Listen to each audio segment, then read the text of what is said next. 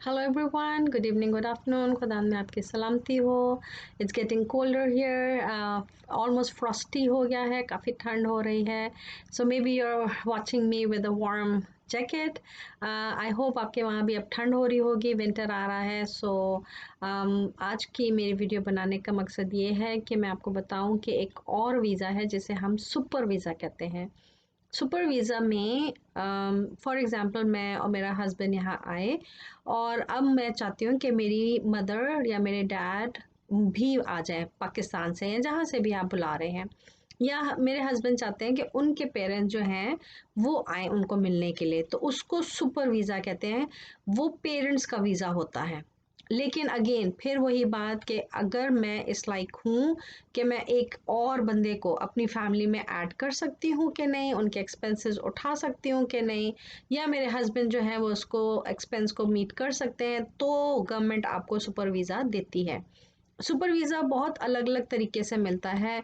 कहीं पे for example आपके घर में बेबी होने वाला है तो उसका मेडिकल नोट होता है जो डॉक्टर लिख के देता है कि इनको इनके पेरेंट्स की इस वक्त अर्जेंट ज़रूरत है, तो डॉक्टर का जो नोट होता है वो बहुत सॉलिड हो जाता है. इसकी वजह से गवर्नमेंट डिनाई नहीं करती और ये बहुत लॉजिकल रीज़न है जिसकी वजह से आपको आपकी मम्मी की डैडी की हेल्प की ज़रूरत है.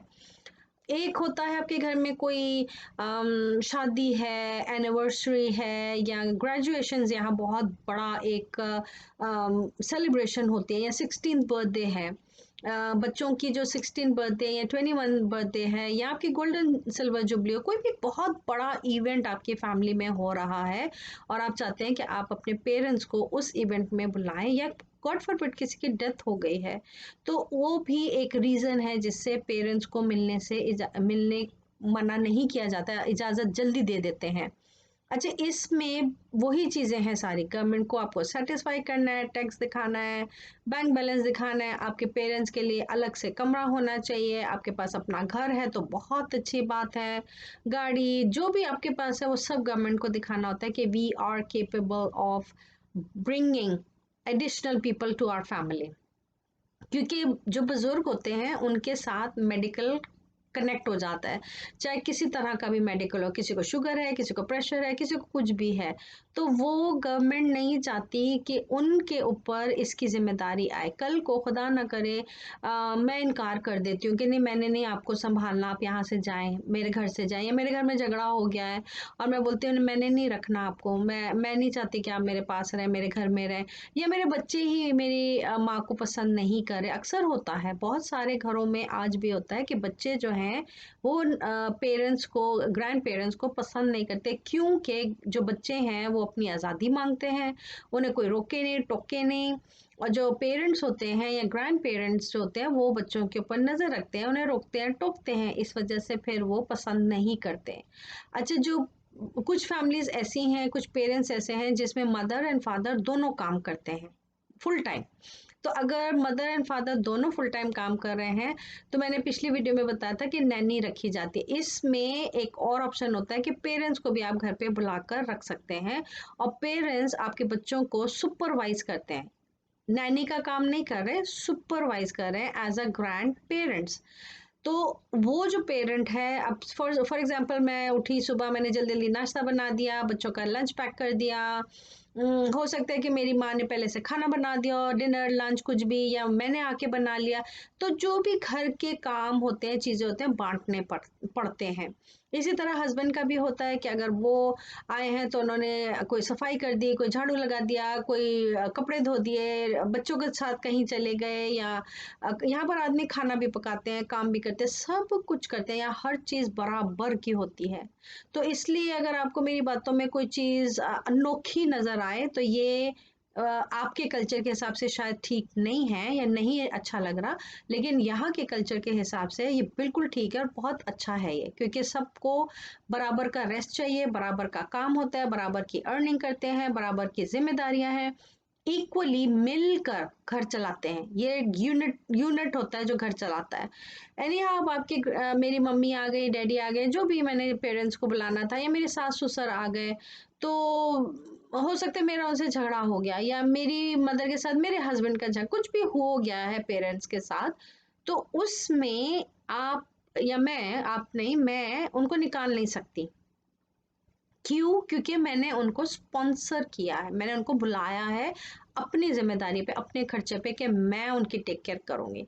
अच्छा, इसमें अगर किसी वजह से गवर्नमेंट को ये पता चल जाए कि वो पेरेंट जो है वो धक्के खा रहा है बाहर, या वो कहीं और किसी के घर पे जाके रुक गए हैं, या वो किसी शेल्टर होम में, सीनियर होम में जाके बैठ गए हैं, तो राइट अवे आपकी खिंचाई होती है। पुलिस आ जाएगी, पुलिस आपको पूछेगी कि आपने पेरेंट्स को क्यों निकाला, क्या वजह थी। अगर तो बहुत जेन्युइन वजह है तो फिर तो वो कहते हैं कि आप इनको वापस घर भेज दें, डिपोर्ट कर दें। तो उसमें भी प्रॉब्लम है, बेइज्जती होती है, पैसा लगता है, खर्चा होता है, दुख भी होता है, दर्द भी होता है कि एक पेरेंट है जो आया है, हमारे लिए आया, हमारे बच्चों के लिए आया, और अब उसको हमें वापस भेजना पड़ रहा है। लेकिन बहुत सारे हालात में अच्छा भी होता है, बहुत सारे अच्छे घर हैं, खानदान हैं जो इकट्ठा रहते हैं, नानियाँ, दादियाँ, चाचियाँ, मामियाँ सब यहाँ पर भी इकट्ठे रहते हैं, और प्यार से, मोहब्बत से एक दूसरे की इज्जत करते हैं, एक दूसरे की केयर करते हैं। अगर बहू काम कर रही है तो उसकी सास का पका पकू लेती है, अगर सास काम कर रही है तो वो बच्चों को देख लेती है, यानी वो भी मिलकर काम करते हैं। यहाँ ऐसा नहीं है कि सास और माँ या जो भी आए हैं पेरेंट्स वो बस बैठे रहेंगे सारा दिन और वो एक्सपेक्ट करेंगे कि सारा काम जो है वो उनकी लड़की या बहू ही करती रहे, ऐसा नहीं होता।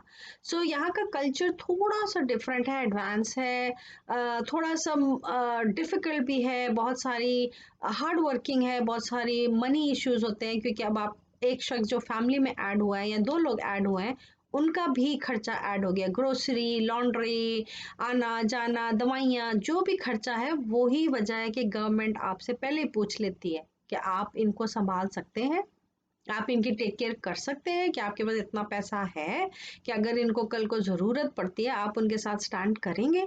इसी वजह से गवर्नमेंट पहले से आपसे सारी चीज़ें निकलवाती है, पेपर वर्क निकलवाती है, डॉक्यूमेंटेशन निकलवाती है, बैंक बैलेंस चेक करती है।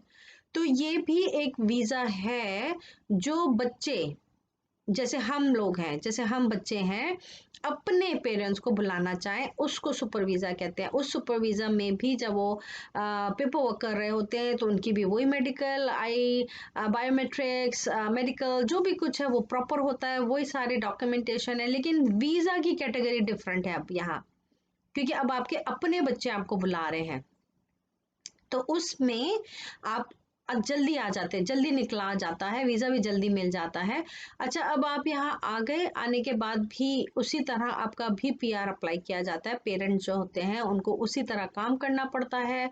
अगर वो कहते हैं कि सपोज बच्चे सुबह स्कूल चले गए और घर पे कोई है ही नहीं, तो पेरेंट्स बोर हो जाते हैं और कहते हैं हम क्या करेंगे सारा दिन रहकर, तो हम कोई काम कर लेते हैं, तो कोई पार्ट टाइम जॉब वो ले लेते हैं या लेना चाहते हैं, कोई फार्म हाउस में कर लिया या किसी के कुकिंग कर दी, जो भी उनको आता है। मुझे नहीं पता किस तरह का उनका जॉब का अगर बहुत पढ़ी लिखी फैमिली है तो हो सकता है वो कोई प्रोफेशनल जॉब करे, तो उसमें उनको भी वो आवर्स कंप्लीट करने होते हैं अगर वो जॉब कर रहे हैं तो।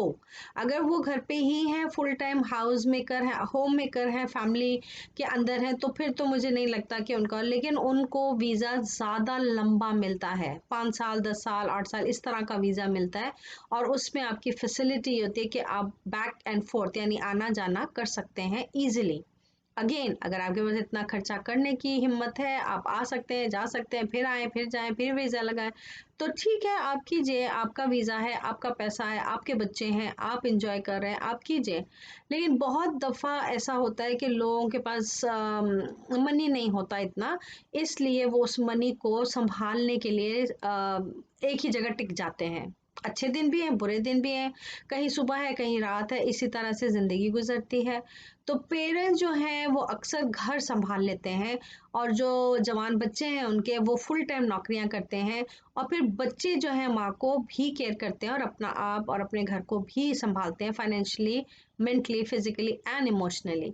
तो ये भी एक वीज़ा है, बट उसके लिए आपको यहाँ होना चाहिए, आप सिटीजन होने चाहिए, आपके पास घर बार हो, पैसा हो, तभी आप अपने पेरेंट्स को बुला सकते हैं। अगर आपकी एज कम है और आप अभी निकलना चाहते हैं और आपको लगता है कि आपके पेरेंट्स की एज बढ़ रही है और वो नहीं निकल सकते, तो ये आपके लिए गोल्डन अपॉर्चुनिटी है। आप अपना वीज़ा पहले सेट करें, चाहे आप स्किल्ड वर्कर में आए, चाहे आप स्टूडेंट हैं, चाहे आप एक्सप्रेस एंट्री में आना चाहते हैं, इन्वेस्टर वीज़ा मैंने आपको बताया, आप जो भी करने के लिए आना चाहते हैं, विजिट पे आना चाहते हैं, वो सारा पहले आप अपने आप को सॉर्ट आउट करें। जब आप सेट हो जाएंगे, 4-5 साल लग जाते हैं आराम से, फिर उसके बाद आप अपने फैमिली को बुला सकते हैं, बहन भाइयों को बुला सकते हैं, या आपने यहाँ रहना नहीं है, आपने कहा नहीं मैंने नहीं बुलाना किसी को, कोई भी आना नहीं चाह रहा, हम वापस जाके वहाँ रहें, वो भी पॉसिबल है। आप वापस चले जाए, आप अपना जो यहाँ का टैक्स है वो पे करते रहे, ताकि आपकी सिटीजनशिप एलिजिबिलिटी ना खराब हो। जब जिंदगी में आपका दिल चाहे कि अब आप थक गए हैं, अब आपको आना है या आना चाहिए, या जिसके लिए आपने इतना पैसा और टाइम लगाया आप वो नहीं अवेल करें, तो आप वापस आ जाएं। तो फैसिलिटी आपके पास बहुत सारी हैं, बेनिफिट्स बहुत सारे हैं। आप यहाँ आके जल्दी सेट हो सकते हैं, पढ़ लिख के जल्दी आप ग्रो हो सकते हैं, और जल्दी आप डॉलर कमा के अपनी कम्युनिटी में, अपने मुल्क में वापस भेज सकते हैं। सो कनाडा आने के लिए जितने भी वीज़े हैं उन सब में कोई ना कोई बेनिफिट ज़रूर है, और आप चाहें तो अप्लाई कर सकते हैं।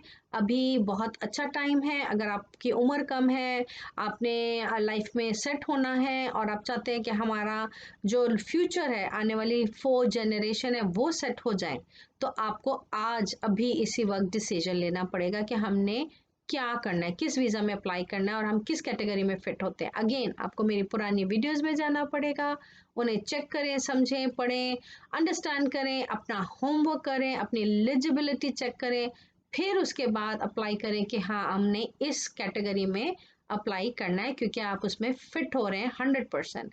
आई होप मेरी आपको वीडियो पसंद आई होगी। एक ये भी वीज़ा था, आई जस्ट थॉट कि मैं ये भी आपको बता दूं कि ये भी एक पॉसिबिलिटी है पेरेंट्स के लिए, अगर आप यहाँ पर हैं उनके बच्चे। So God bless you, take care of yourself, have fun, and please do like, subscribe, share and comments these videos, ताकि और लोगों को ये मैसेजेस मिल सकें। खुदा में आपकी सलामती हो। Bye for now.